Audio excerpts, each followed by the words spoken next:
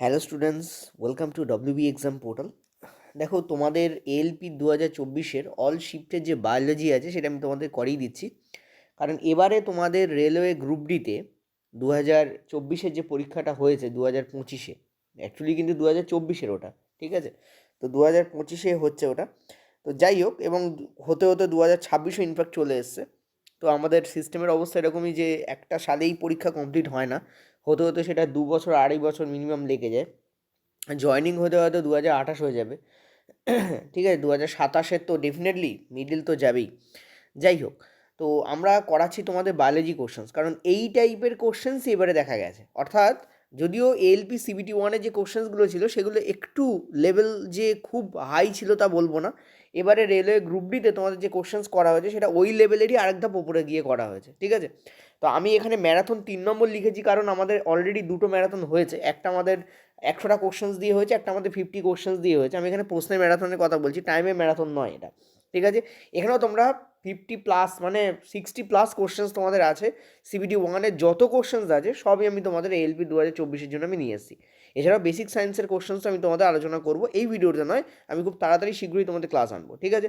তো যার exam date ঘোষণা হয়ে গেছে যাদের, আর যত এক্সাম রয়েছে তোমাদের মানে রেলের সব পরীক্ষায় কিন্তু এই কোশ্চেন্সগুলো তোমাদের কাজে লাগবে, ঠিক আছে? তো চলো গৌরচন্দ্রিকা না করে আর বেশি শুরু করা যাক আমাদের ক্লাস। প্রথম যে প্রশ্ন আছে সেটা তোমাদের বলেছে সিলেক্ট দ্য কারেক্ট স্টেটমেন্ট, সঠিক বিবৃতি নির্বাচন করতে বলেছে। আমরা জানি এবারেও কিন্তু আমাদের এই টাইপের প্রশ্ন প্রচুর এসছে। তো বলেছে পরাগায়ন হচ্ছে পুংকেশর থেকে গর্ভমুণ্ডে পরাগকণার স্থানান্তরণ, ঠিক আছে? দেখো, পুংকেশর কোনটা? এই হচ্ছে আমাদের পুংদণ্ড, আর পুংদণ্ডের মাথায় আমাদের থাকে পরাগধানী, ঠিক আছে? আর এখান থেকে পরাগ উড়ে গিয়ে কোথায় পড়ে? আমাদের গর্ভমুণ্ডে পতিত হয়, ঠিক আছে? আমরা যদি গর্ভমুণ্ডকে মোটামুটি আঁকার চেষ্টা করি, তাহলে এই হচ্ছে আমাদের গর্ভমুণ্ড, এবং গর্ভমুণ্ডে আমাদের পতিত হয়, ঠিক আছে? তো এখানে তোমাদের সেটাই বলেছে পুংকেশর থেকে গর্ভমুণ্ড। নেক্সট হচ্ছে পরাগায়ন হলো ফুলে কীটপতঙ্গ আসা, এটা কিন্তু নয়। পরাগায়ন হলো ডিম্বকে পরাগ নালীর বৃদ্ধি, না। পরাগায়ন বলতে কি বোঝায়? পলিনেশন শব্দের অর্থ এক জিনিস, আর নিষেক শব্দের অর্থ আর এক।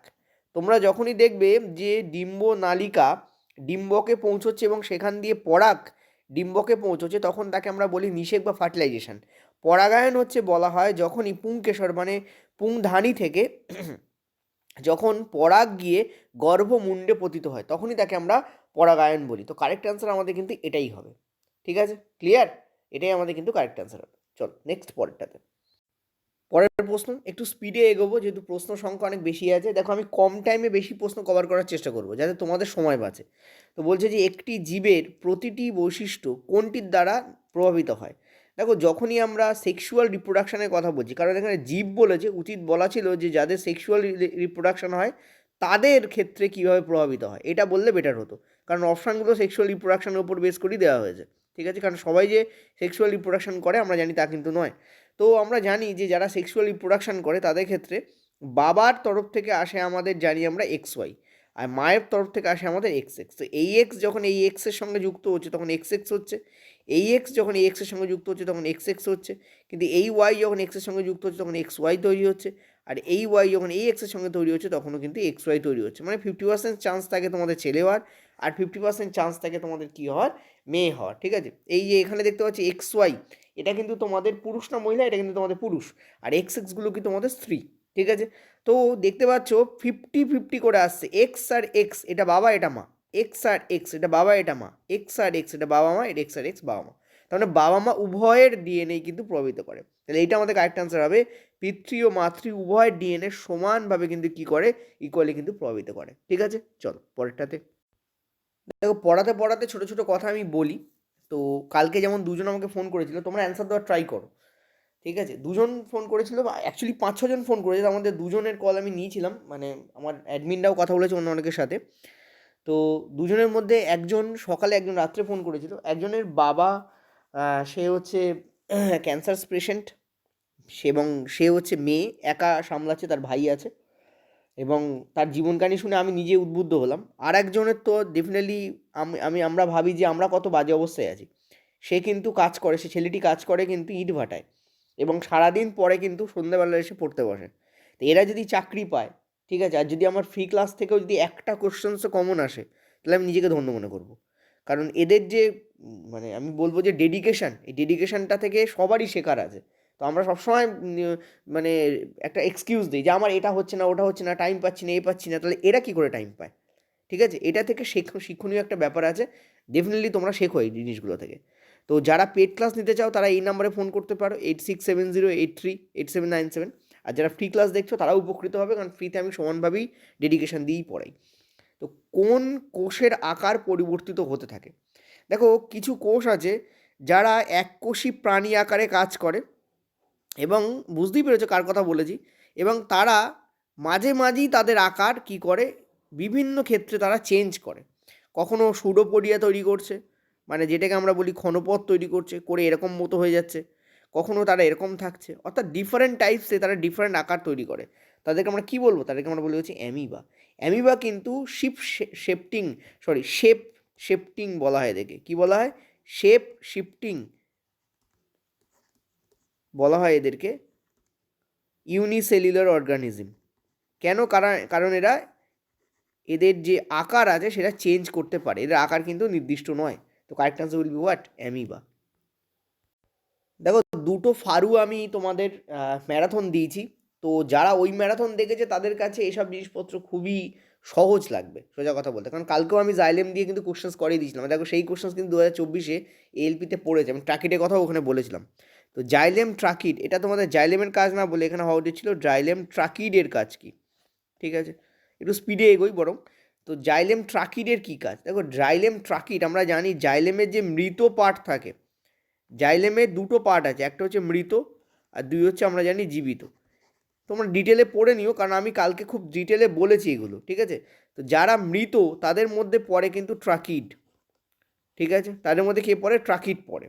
জাইলেম যে ফাইবার আছে সেটাও মৃত, একমাত্র জাইলেমের যে প্যারেনকাইমা থাকে সেটাই কিন্তু একমাত্র জীবিত হয়, বাকি সবই তোমাদের মৃত হয়। এই যে ট্রাকিড, এই ট্রাকিড কিন্তু জল পরিবহনে হেল্প করে, জল এবং জলের সঙ্গে দ্রবীভূত খনিজ লবণ। তো কারেক্ট আনসার কী হবে? Transportation of water and minerals. ঠিক আছে, চলো পরের প্রশ্ন। Which biological component is present in the largest number of an ecosystem? বাস্তুতন্ত্রে জৈব উপাদানের সংখ্যা কোনটা সব থেকে বেশি? অ্যান্সার হবে তোমাদের প্রডিউসার, উৎপাদকের সংখ্যা সব থেকে বেশি হয়। ঠিক আছে, পয়েন্ট টু বি নোটেড, কাদের সংখ্যা সব থেকে বেশি হয়? উৎপাদকের সংখ্যা কিন্তু সব থেকে বেশি হয়, কারণ এরা উৎপাদিত করে খাদ্য। এখানে উৎপাদক বলতে কাদের কথা বোঝানো হয়? নর্মালি আমরা গ্রিন ব্যাকটেরিয়া, ঠিক আছে, যদি আমরা ইউনিসেলুলার লেভেলে যাই ব্যাকটেরিয়া, ঠিক আছে, আর যদি আমরা বলি আমরা প্লান্টকে বুঝি, ঠিক আছে, প্লান্ট অর্থাৎ গাছপালা, এরাই হচ্ছে উৎপাদক বা প্রডিউসার। এদের সংখ্যা কিন্তু সব থেকে বেশি হয়, এটা মনে রাখবে। চলো নেক্সট পরেরটাতে। আর একটা জিনিস মনে রাখবে, যদি বলতো কাদের সংখ্যা সব থেকে কম, অ্যান্সার কিন্তু তোমাদের টার্সিয়ারি কনজিউমার। ঠিক আছে, এদের সংখ্যা তৃতীয় ভোক্তা বা তৃতীয় শ্রেণীর খাদক যাকে আমরা নর্মালি বলি। ঠিক আছে, সরি আমি উল্টো করেছি, রিটা প্রথমে যাবে। ঠিক আছে, তৃতীয় শ্রেণীর খাদক, এদের কিন্তু কি বেশি সংখ্যা সব থেকে কম, এদের সংখ্যা সব থেকে কম, আর গাছপালার সংখ্যা সব থেকে বেশি। লিস্ট অ্যাবান্ডান্ট বলতে পারো, লিস্ট অ্যাবান্ডান্ট। ঠিক আছে, আর এটা হচ্ছে মোস্ট অ্যাবান্ডান্ট। অ্যাবান্ডান্ট মানে হচ্ছে প্রচুর পরিমাণে পাওয়া যায় এমন। ঠিক আছে, চলো পরেরটা। আচ্ছা, এটা কিন্তু একটা গুড কোশ্চেন্স। ঠিক আছে, কোশ্চেন্সটা তোমাদেরকে কনফিউজ ডেফিনেটলি করবে। বলেছে ফল ও বীজে কোন উদ্ভিদ হরমোনের ঘনত্ব সব থেকে বেশি দেখা যায়? অ্যান্সার তোমাদের হবে কিন্তু সাইটোকাইনিন। ঠিক আছে, দেখো সাইটোকাইনিন হচ্ছে এমন একটা হরমোন যেটা অক্সিনের সাথে বেশি পরিমাণে পাওয়া যায়। মানে হিসাব অনুযায়ী সাইটোকাইনিন অক্সিন দুটোই অ্যান্সার হওয়া উচিত, কিন্তু যদি দুটোই অপশানে থাকে তখন আমরা সাইটোকাইনিনকেই কিন্তু অ্যান্সার করব, কারণ অক্সিজেন থেকে এর পরিমাণটা একটু হলেও বেশি থাকে। ঠিক আছে, জিব্রেলিন কি করে? জিব্রেলিন এবং অ্যাবসাইসিক হরমোন মানে অ্যাসিড, মেনলি এরা যেটা কাজ করে সেটা হচ্ছে জার্মিনেশনে হেল্প করে। ঠিক আছে, জার্মিনেশন বীজে সুপ্ত দশা ভঙ্গ করতে হেল্প করে এরা জার্মিনেশনে।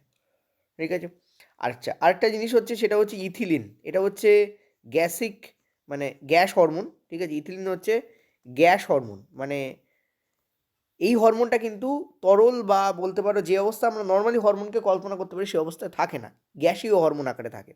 এবং এ কিন্তু ফল বা বীজের যে রাইপেনিং মানে পেকে যাওয়া, ঠিক আছে, সেই পরিপক্কতাকে হেল্প করে, ঠিক আছে, পাকা ফল পাকা এই ব্যাপারে কিন্তু হেল্প করে, ঠিক আছে। তো ফল ও বীজে কোন হরমোন সব থেকে বেশি পাওয়া যায়? Cytokinin will be the correct answer. চলো পরের প্রশ্ন, চুজ দ্য ইনকারেক্ট স্টেটমেন্ট। দেখো বলেছে পুরুষ ও স্ত্রী গ্যামেটের সংযোজনকে নিষেধ বলা হয়, definitely correct. Fertilization is all about fusion of male and female gamete, এটা কিন্তু কারেক্ট, এটা কিন্তু সঠিক, ঠিক আছে, কিন্তু কারেক্ট। নেক্সট বলছে যে male reproductive cells are produced by pollen grain, এটাও ঠিক। পোলেন গ্রেন দ্বারাই অর্থাৎ পরাগ রেণু দ্বারাই কিন্তু পরাগ করা কিন্তু পুরুষ জননক সৃষ্টি হয়, এটাও কিন্তু আমাদের কারেক্ট। এখানে কি বলেছে? কারেক্ট নয় কোনটা? নেক্সট বলেছে স্ত্রী গ্যামেট গর্ভমুণ্ডে থাকে, এটা কিন্তু ইনকারেক্ট। দেখো মানে অ্যান্সার এটাই হবে কারণ এটা ইনকারেক্ট, ঠিক আছে, এটাই কি তোমাদের ইনকারেক্ট, সো অ্যান্সার কিন্তু এটাই হবে, এটাই আমাদের অ্যান্সার হবে, সি অপশান অ্যান্সার হবে। কারণ স্ত্রী গ্যামেট কিন্তু গর্ভাশয়ে থাকে, মানে ডিম্বকের মধ্যে থাকে, ঠিক আছে, গর্ভাশয়, কখনোই গর্ভমুণ্ডে কিন্তু থাকে না, ঠিক আছে, স্টিগমাতে কিন্তু থাকে না, ওভারিতে থাকে। নেক্সট হচ্ছে নিষেকের ফলে কিন্তু জাইগোট তৈরি হয়, এটাও কারেক্ট, নিষেকের ফলে কিন্তু জাইগোট তৈরি হয়, এটাও কিন্তু আমাদের কারেক্ট। সো এখানে বলেছে কারেক্ট নয় কোনটা? CRDCT, তো আমাদের সি অপশান কারেক্ট হবে, ঠিক আছে। চলো পরের প্রশ্ন, which environmental factor plays an important role in sex determination of some reptile. দেখো আমরা জানি যে টেম্পারেচার ভীষণ ইম্পর্ট্যান্ট, বিশেষ করে কচ্ছপ, তারপরে তোমাদের যে কুমির, এদের যে স্ত্রী হবে না পুরুষ হবে, ঠিক আছে, কোনো সরীসৃপ তার লিঙ্গ কী করে নির্ধারিত হয়? টেম্পারেচারের মাধ্যমে ব্যাপকভাবে মানে নির্ধারিত হয়, ঠিক আছে। সো কারেক্ট আনসার কী হবে এখানে? টেম্পারেচার। চলো পরের প্রশ্ন, পাকস্থলীর প্রাচীরে অবস্থিত গ্যাস্ট্রিক গ্রন্থি নিচের কোনটি নিঃসরণ করে না? দেখো পাকস্থলীর যে মিউকোসা স্তর থাকে তার থেকে মিউকাস নির্গত হয়, তো এটা তো নির্গত হয়। হাইড্রোক্লোরিক অ্যাসিড ডেফিনেটলি নির্গত হয়, পেপসিনও নির্গত হয়, কারণ প্রোটিন সংশ্লেষ করতে পেপসিন কাজ লাগে, ঠিক আছে, প্রোটিন সংশ্লেষ করতে পেপসিন কাজ লাগে। তাহলে অ্যান্সার কী হবে? তোমার স্যালাইভা হবে, লালা হবে। ঘটনা হচ্ছে তোমাদের যে অ্যান্সার কী ছিল তাতে দেখলাম এটাকে লালা বলে লেখাই নেই, এটাকে স্যালাইভা বলে উল্লেখ করা আছে, ঠিক আছে। তো স্যালাইভার বাংলা যে লালা সেটা একবার পড়ে যেও, তা না হলে ওখানে গিয়ে কনফিউজ হয়ে যেতে পারো, ঠিক আছে। লালা গ্রন্থি দ্বারা লালা রস নির্বাচিত হয়, গ্যাস্ট্রিক গ্রন্থি দ্বারা নয়। ওকে চলো পরেরটা। পরের প্রশ্ন বলছে যে select the wrong pair, small carnivorous third trophic. দেখো এভাবে তোমরা বললে বুঝতে পারবে না, আমি তোমাদের একটা করে দিচ্ছি। ধরো প্রথম শ্রেণীতে কারা থাকে? প্রথম শ্রেণীতে থাকে হচ্ছে তোমাদের গাছপালা, অর্থাৎ প্লান্ট, গাছ।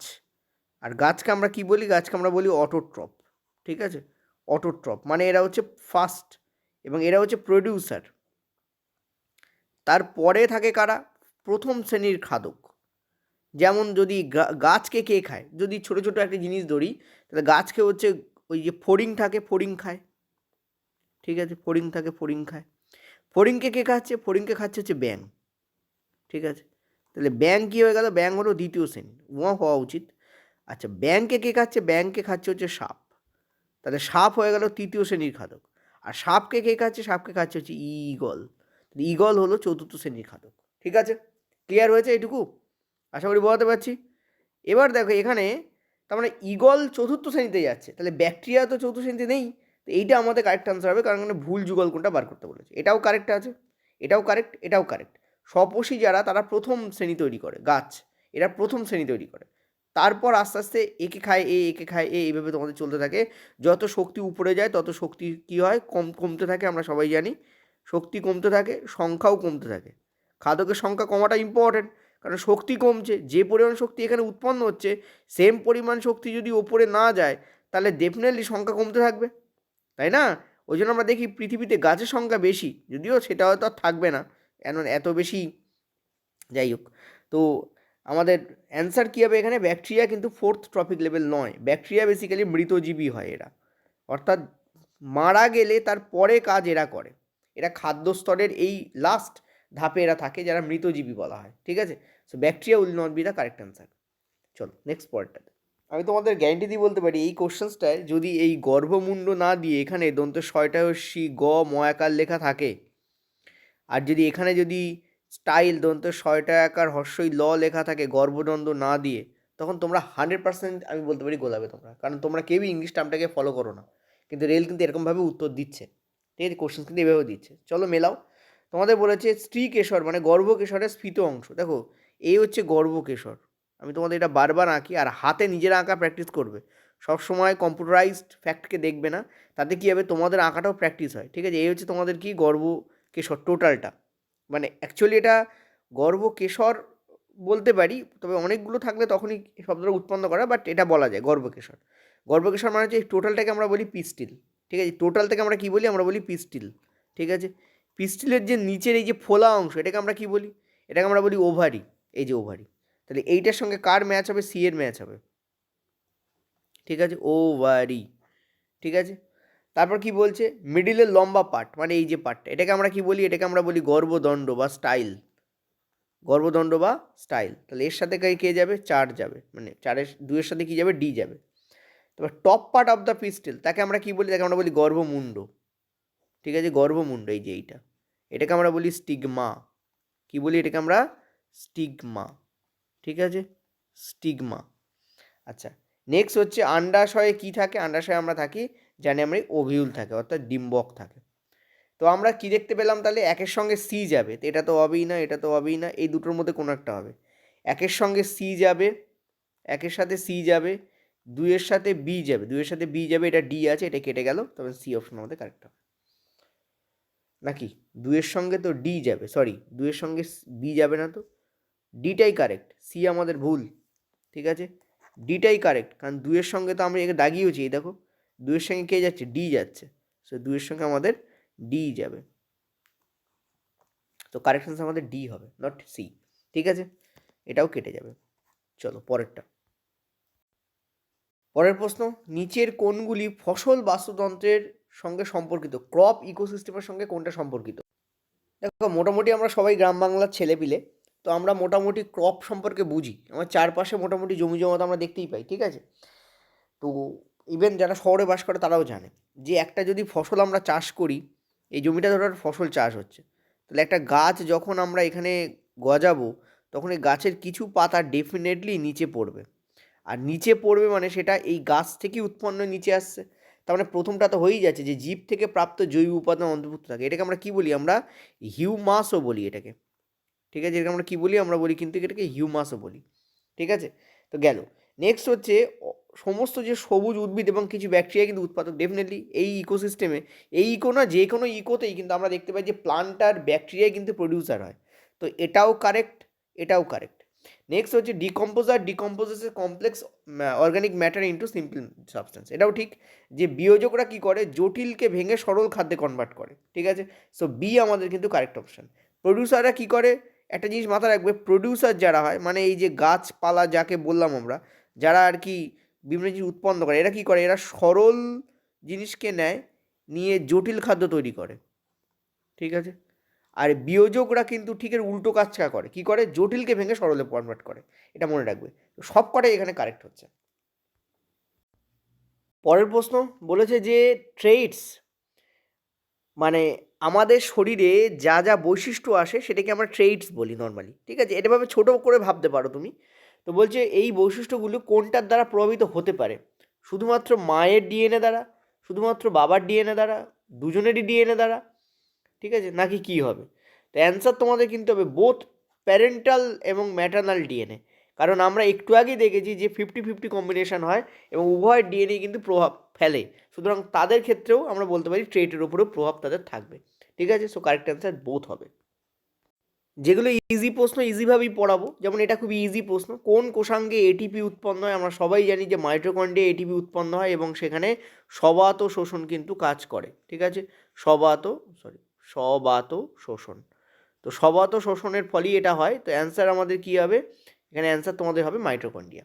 চলো পরের প্রশ্ন, ব্রেন থেকে মানে মস্তিষ্ক, সেখান থেকে নির্গত করোটীয় স্নায়ু এবং মেরুরজ্জু থেকে নির্গত স্নায়ুকে একত্রে কী বলা হয়? দেখো আমরা যদি হিউম্যান ব্রেনের কথা বলি, আর হিউম্যান ব্রেন থেকে আমরা দেখেছি যে শিরদাঁড়া, এই দুটো পোর্শনকে আমরা বলি সেন্ট্রাল নার্ভাস সিস্টেম, সিএনএস। ঠিক আছে, সেন্ট্রাল নার্ভাস সিস্টেম। কিন্তু এদের থেকে যে স্নায়ু উৎপন্ন হয় এবং সেটা যখন আমাদের শরীরে বিভিন্ন অংশে ছড়িয়ে পড়ে, এই স্নায়ুগুলোকে আমরা বলি পিএনএস বা পেরিফেরাল নার্ভাস সিস্টেম। তো কারেক্ট অ্যান্সার আমাদের কী হবে? Peripheral nervous system. তোমাদের স্নায়ুতন্ত্রের গঠনটা একটু ডিটেলে পড়লে তোমরা এখানে বুঝতে পারবে, এটা এনসিইআরটিতে যা আছে তা সেটা পড়লেই হবে তোমাদের। তো কারেক্ট অ্যান্সার আমাদের কী হবে এখানে? Peripheral nervous system. ঠিক আছে, চলো পরের প্রশ্ন। নিম্নলিখিতগুলির মধ্যে কোনটি ডোরাযুক্ত পেশির বৈশিষ্ট্য, মানে স্ট্রেটেড মাসল, অর্থাৎ অমসৃণ পেশির বৈশিষ্ট্য? দেখো, অমসৃণ যে পেশিগুলো হয় না, অমসৃণ, এই পেশিগুলোকে আমরা নর্মালি ঐচ্ছিক পেশি বলি। ঠিক আছে, ঐচ্ছিক পেশি বৈশিষ্ট্য হচ্ছে এই হচ্ছে প্রথম যেটা দেখতে পাচ্ছি, এটা হচ্ছে ঐচ্ছিক পেশি। এরা হচ্ছে বহু নিউক্লিয়াস থাকে, এক। দুই হচ্ছে এদের দেখতে নলাকার হয়। ঠিক আছে, তিন হচ্ছে এরা শাখাহীন হয়। দেখতে পাচ্ছ, নলাকার, লম্বাটে নলাকার হয়, লম্বা নলাকার হয়। আর এদের কী থাকে? এদের কোনো শাখা থাকে না। ঠিক আছে, সো কারেক্ট অ্যান্সার এখানে আমাদের এখানে কী হবে? দেখো এখানে এই যে নলাকার, অশাখিত এবং বহুকেন্দ্রিক, this will be the correct answer. ঠিক আছে, এবার এই যে মাসেলটা দেখতে পাচ্ছি, এদেরকে আমরা বলি মসৃণ পেশি, বা বাংলায় এদেরকে বলা হয় অনৈচ্ছিক। কি বলা হয়? অনৈচ্ছিক। ঠিক আছে, অনৈচ্ছিক পেশি, মসৃণ বা অনৈচ্ছিক। এদের ক্ষেত্রে কী কী বৈশিষ্ট্য দেখা যায়? দেখো, এরা হচ্ছে স্পিন্ডেল শেপড হয় বা ফিউজি ফর্ম হয়। সেই স্পিন্ডেল শেপড এটাও অ্যান্সার হতে পারে।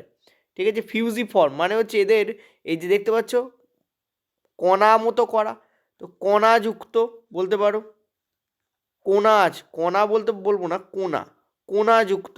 ঠিক আছে, কণা নয়, কোনা। নেক্সট হচ্ছে এরা কিন্তু শাখাহীন হয়, এরাও কিন্তু শাখা শাখা থাকে তা নয়, এরাও কিন্তু শাখাহীন হয়।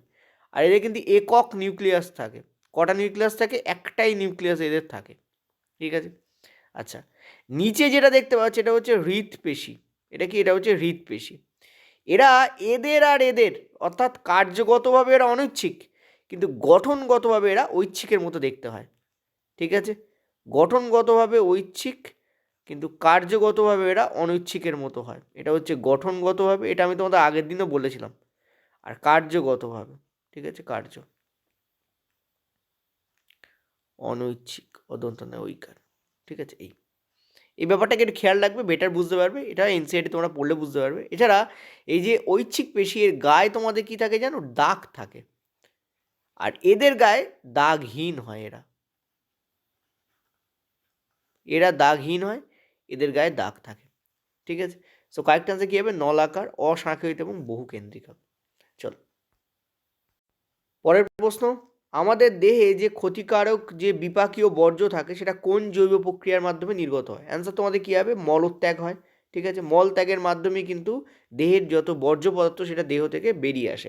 ঠিক আছে, মোস্ট যেটা বেরোয় সেটা হচ্ছে বিলিরুবিন আর বিলিভার্ডিন বেরোয়, যে কারণে আমাদের মলের কালার কিন্তু হলুদ হয়। বিলিরুবিন আর বিলিভার্ডিন যদি এই দুটো আমাদের শরীরে জমে যায়, তাহলে একটা স্পেশাল টাইপের ডিজিজ বা রোগ হয়, যাকে আমরা বলি জন্ডিস। ওই যে হলুদ হয়ে যায় না চোখ, আঙুল, মানে নখ, হাতের তোমাদের তালু, এগুলো ওই যে হলুদ রঙের রঞ্জক আমাদের শরীরে জমে যায়। আর বিলিরুবিন বিলিভার্ডিন কী করে তৈরি হয়? লোহিত রক্তকণিকা, আরবিসি ভেঙে এই দুটো জিনিস কিন্তু তৈরি হচ্ছে প্লিহাতে। ঠিক আছে, তো কারেক্ট অ্যান্সার আমাদের কী হবে? Defecation will be the correct answer. পরের প্রশ্ন তোমাদের জন্য বলেছে যে নিম্নলিখিত কোনটার খণ্ডনের মাধ্যমে, অর্থাৎ ফিউশনের মাধ্যমে, FISSION, ফিউশনের মাধ্যমে বা ফ্র্যাগমেন্টেশনের মাধ্যমে, এখানে ফ্র্যাগমেন্টেশন দিয়েছে, বাট আমার মনে হয় ফ্র্যাগমেন্টেশন হলে তোমাদের বায়োনারি ফিউশন হয়, তো ফ্র্যাগমেন্টেশন আর ফিউশন একটু সামান্য আলাদা। ঠিক আছে, ফ্র্যাগমেন্টেশন আর ফিউশন এটা আলাদা একটু, তো এখানে একটু কারোরই হয় না হিসাব অনুযায়ী, কিন্তু আমার মনে হয় ফিউশন ছিল, নট ফ্র্যাগমেন্টেশন। ঠিক আছে, যদি ফিউশন হয় তাহলে আমরা এই তিনটেকে পাবো। দেখো, লিশমেনিয়ার ফিউশন হয়, প্লাজমোডিয়ামের হয়, অ্যামিবারও হয়। তোমরা ফ্র্যাগমেন্টেশন না করে এটাকে তোমরা ফিউশন করে নিও। ঠিক আছে, ফ্র্যাগমেন্টেশন না করে এটাকে তোমরা ফিউশন করে নিও, কারণ ফ্র্যাগমেন্টেশন স্পাইরোগাইডার হয়। ঠিক আছে, স্পাইরোগাইডা আমরা জানি, ফ্র্যাগমেন্টেশন কার হয়? স্পাইরোগাইডার হয়, কিন্তু ফিশন কার হয়? এরও হয়, এরও হয়, এরও হয়, হয় না কার? আর্থওয়ার্মের হয় না। এর ক্ষেত্রে আমরা জানি সেক্সুয়াল রিপ্রোডাকশান হয়। কেঁচোর ক্ষেত্রে কী হয়? সেক্সুয়াল রিপ্রোডাকশান হয়। তো সেক্সুয়াল রিপ্রোডাকশান কিন্তু অযৌনজন পদ্ধতি নয়। তো এখানে কারেক্ট অ্যান্সার আমাদের আর্থওয়ার্মই হবে। ঠিক আছে। লিসমিনিয়ার ক্ষেত্রে দ্বিবিভাজন হয়, অ্যামিবার ক্ষেত্রেও দ্বিবিভাজন হয়, কিন্তু লিসমিনিয়ার ক্ষেত্রে দ্বিবিভাজন সুসজ্জিত রীতিতে হয়, অ্যামিবার ক্ষেত্রে যে কোনো তল দিয়ে দ্বিবিভাজন হয়, আর প্লাজমোডিয়ামের ক্ষেত্রে বহু বিভাজন হয়। বোঝা যাচ্ছে? ক্লিয়ার? আমি লিখেও দিচ্ছি, চল। এটাতে তোমাদের দ্বিবিভাজন হবে কিন্তু সুসজ্জিত রীতিতে, এটাতে তোমাদের দ্বিবিভাজন হবে যে কোনোভাবে, এটা তোমাদের হবে বহু বিভাজন। আর এই বিভাজনকেই আমরা ফিশন বলি, নট ফ্র্যাগমেন্টেশন। ঠিক আছে, চলো পরের প্রশ্ন। নিম্নলিখিত কোনটির কোনো ঝিল্লি নেই? ঝিল্লি মানে কিন্তু সেল মেমব্রেন। সেল মেমব্রেন শব্দের অর্থ হচ্ছে, বলে দিচ্ছি, কোষ পর্দার কথা বলা হচ্ছে। ঠিক আছে, কোষ পর্দা। তাহলে কোনটার কোনো কোষ পর্দা নেই? অ্যান্সার হবে তোমাদের ভাইরাস। ভাইরাসের কিন্তু কী থাকে জানো? প্রোটিন আবরণী থাকে। ঠিক আছে, প্রোটিন আবরণী। আর অনেক সময় প্রোটিন আবরণীর সাথে সাথে লিপিড আবরণীও দেখা যায়। ঠিক আছে, লিপিড আবরণীও দেখা যায়। রিসেন্ট একটা ভাইরাস আউটব্রেক আমাদের পশ্চিমবঙ্গে হচ্ছে, সেটা হচ্ছে আমরা জানি নিপা। ঠিক আছে, নিপা ভাইরাস। যাই হোক, বাদুড়ের থেকে আসছে। তো ফল টল একটু তোমরা ধুয়ে খেও, ইনফ্যাক্ট ভালো করে ধুয়েই খাওয়া উচিত। অ্যাকচুয়ালি ফল ভালো করে ধুয়ে খাওয়াই উচিত, কারণ মারাত্মক স্প্রে হয় আর মারাত্মক সার ইউজ করা হয় এখন। তো এই ডেফিনেটলি ধুয়ে খাওয়া উচিত। ঠিক আছে, যদি বাগানের ফল না হয় তো। আর এখন তো যে কোনো ফল ধুয়ে খেতে বলছে। যাই হোক, পরের কথা সেসব। তো ভাইরাস আমাদের এখানে অ্যান্সার হবে তোমাদের। দেখো, ফাঙ্গাসে কিন্তু আমাদের কোষ পর্দা থাকে, প্লান্ট সেলেও কিন্তু কোষ পর্দা থাকে, অ্যানিমাল সেলেও আমাদের কোষ পর্দা থাকে। যদি বলা হয় কোনটা ইউক্যারিওটিক, মনে রাখবে প্লান্ট, ফাঙ্গাল এবং অ্যানিমাল এরা হচ্ছে ইউক্যারিওটিক কোষ। যদি বলতে ব্যাকটেরিয়া, ব্যাকটেরিয়া কিন্তু তোমাদের প্রোক্যারিওটিক কোষ হতো। ব্যাকটেরিয়া কী হতো তোমাদের? প্রোক্যারিওটিক। তোকে অ্যান্সার বলে দিয়ে চলে যাওয়াই যায়। তোমরা যদি বলো আমি তাই করে দেবো, কারণ আমারও গলা ব্যথা মানে হবে না, আর তোমাদেরও সময় বেঁচে যাবে। তোমরা যে এতটাই সময় বাঁচাতে চাও, কিন্তু আমি বললো পাবজি আর এ না খেলে ওই জায়গায় সময়টা নষ্ট না করে এখানে সময় নষ্ট করো, কাজ দেবে। ঠিক আছে, অ্যান্সার হবে তোমাদের ভাইরাস। চলো পরেরটা। পরের প্রশ্ন, নিউরনের কোন অংশ তথ্য গ্রহণের জন্য দায়ী থাকে? দেখো, এই হচ্ছে তোমাদের একটা নিউরনের যদি আমি বডিকে আঁকি, ঠিক আছে, এই হচ্ছে নিউরনের বডি। এই নিউরনের বডির যে সেল ওয়াল, মানে কোষ দেহ, যাকে পেরিক্যারিয়নও বলা হয়, যে সেল দেহ বা কোষ দেহ। ঠিক আছে, এইটা হচ্ছে তোমাদের ডেনড্রন। ঠিক আছে, কি এটা? এটা হচ্ছে তোমাদের ডেনড্রন। এই ডেনড্রনই কিন্তু তোমাদের কি করে, অপর একটা তোমাদের যে স্নায়ুকোষ আছে তার থেকে তোমাদের উদ্দীপনা গ্রহণ করে, এবং সেটা কোষদের মাধ্যমে এটা হচ্ছে অ্যাকশন, এই অ্যাকশন দিয়ে কিন্তু তোমাদের প্রেরণ করে। ঠিক আছে, সো কারেক্ট অ্যান্সার আমাদের এখানে কী হবে? তোমাদের ডেনড্রাইটিক টিপ। টিপ মানে হচ্ছে প্রান্ত। অ্যান্সার আমাদের এইটা হবে। পরেরটা চলো। স্নায়ুতন্ত্র ছাড়া আমাদের দেহের নিয়ন্ত্রণ এবং সমন্বয় আর কোন তন্ত্র রক্ষা করে? অ্যান্সার তোমাদের কী হবে? এন্ডোক্রাইন। এই যে এন্ডোক্রাইন সিস্টেম, এন্ডোক্রাইন সিস্টেমকে আমরা হরমোন সিস্টেমও বলে থাকি। কোন সিস্টেম বলি আমরা? হরমোন সিস্টেমও আমরা বলে থাকি। এন্ডোক্রাইন সিস্টেম বলে কেন? কারণ এটা তোমাদের, এর কিন্তু কোনো, মনে রাখবে, হরমোন সিস্টেমের কিন্তু কী থাকে না জানো?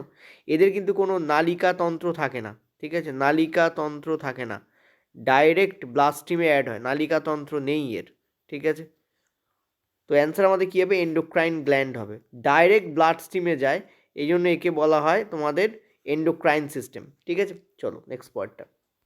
পরের প্রশ্ন, নিম্নলিখিত কোনটি উদ্ভিদের সঞ্চিত আভ্যন্তরীণ শক্তি হিসেবে কাজ করে? দেখো, সঞ্চিত যখন বলবে তখন অ্যান্সার তোমাদের স্টার্চ হবে।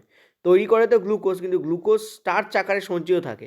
তো অ্যান্সার আমাদের কী হবে এখানে? স্টার্চ বা শ্বেত সার। একে বাংলায় আমরা কি বলি? আমরা বলি শ্বেত সার। ঠিক আছে, চলো পরের প্রশ্ন তোমাদের জন্য বলছে যে নিম্নলিখিত কোনটি এককোষী নয়? অ্যান্সার তোমাদের উদ্ভিদ হবে। আমরা জানি উদ্ভিদ কিন্তু মাল্টি সেলুলার হয়, অর্থাৎ বহু কোষী হয় তোমাদের। ঠিক আছে, অ্যান্সার আমাদের এইটা হবে। প্যারামেসিয়াম, অ্যামিবা এবং ক্লামাইডোমোনাস। ক্লামাইডোমোনাস কিন্তু ইউনিসেলুলার, মানে এককোষী শৈবাল হয়। ঠিক আছে, ইউনিসেলুলার অ্যালগি, এটা এককোষী শৈবাল। এই যে পাশে তোমরা দেখতে পাচ্ছ চিত্রটা, এটা ক্লামাইডোমোনাসের চিত্র। অ্যান্সার আমাদের কী হবে এখানে? প্লান্ট এখানে অ্যান্সার হবে।